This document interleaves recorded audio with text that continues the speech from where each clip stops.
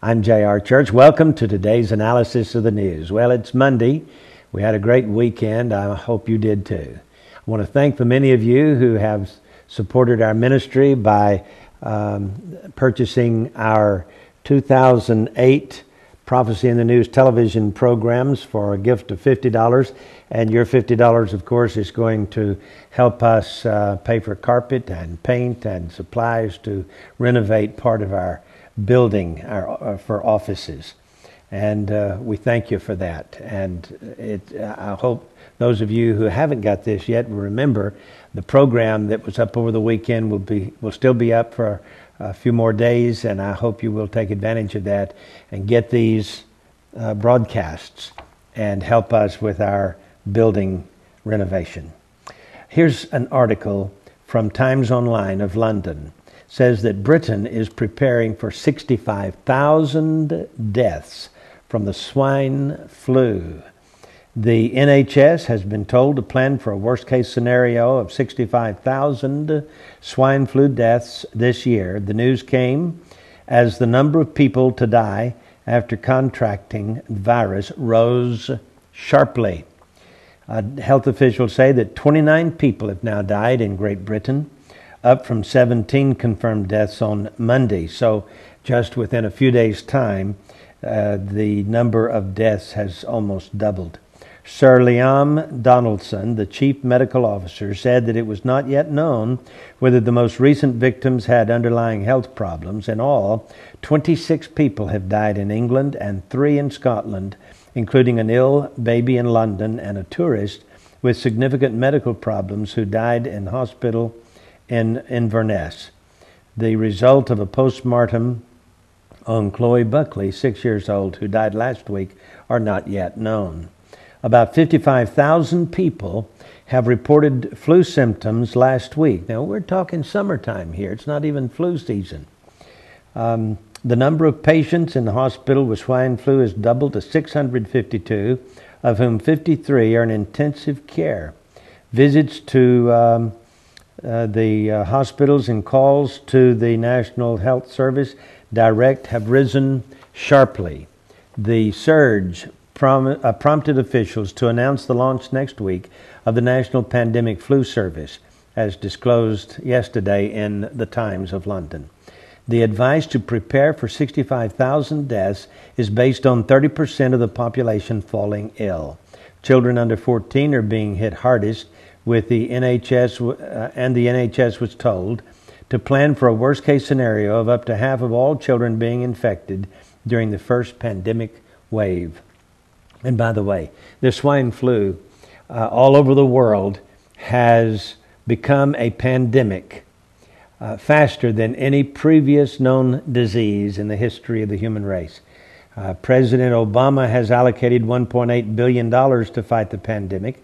Money will buy vaccine ingredients, allow vaccines to be approved quickly, and help the United States health officials to plan for immunization campaigns. Sir Liam said there was now exceptional influenza activity across most of the country, apart from Yorkshire and the Humber. Towers Hamlets in East London has the highest proportion of visits, with 759 consultations about flu-like symptoms or illnesses per 100,000 population. Other boroughs badly affected include Hackney, Islington, and Lewisham. Some of these will have the worried over the swine flu well among them, Sir Liam said. Sherry Blair, who is among those with the virus, she's the wife of the former Prime Minister of England, and she's had to pull out of a number of public engagements. She's even sick with the swine flu. The planning model given to the NHS shows the deaths that could range up to 19,000, from 19,000 to 65,000 if 30% of the population fell ill. The pandemics of 1957 and 58 and of 1968 through 1970, between 25 and 30% were infected. In the former, 33,000 people died. In the latter, it was a few thousand fewer. But they think that this pandemic of swine flu will run through England like the last two did, and they could expect up to 65,000 deaths. The model says that the NHS should prepare for up to 12% of the workforce to be off sick. However, it emphasizes its figures are not a prediction but based on reasonable worst-case scenario of planning purposes. It adds that the spread of the virus might slow during the summer holidays, peaking in October after children go back to school. In London, officials confirmed 4 of the cases yesterday, all with underlying health problems. They include a baby, a woman of 39, and a man of 70. Can you imagine what could happen not only in Great Britain but throughout Europe and across the United States as the swine flu pandemic heats up again this coming autumn? The Bible tells us that there will be in the last days pestilences. It's mentioned among the big 4. Please understand there are a lot of things that could happen, but Jesus mentioned 4 in particular. Nation rising against nation and kingdom against kingdom, and famines and pestilences and earthquakes. So there you have it. War, pestilence, earthquakes, and famines.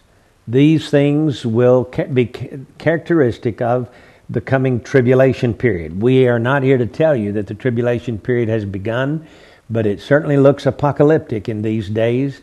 We don't know exactly what's going to happen. We don't know about our economy. We don't know whether it's going to be good or bad 6 months from now. There are people who are hoping that things have made a turn. There are others who are saying, no, the economy is going to get worse, a lot worse. I'm not here to tell you whether it will or not. I'm not a prognosticator when it comes to that. But I can tell you, if these are the days when the tribulation period is upon this world, that is about to befall this world, then we can see these particular things getting worse and worse, including, by the way, though it's not listed here among the big 4, the economy. Will the economy get worse or better in the months ahead? Say, hope for the best, prepare for the worst.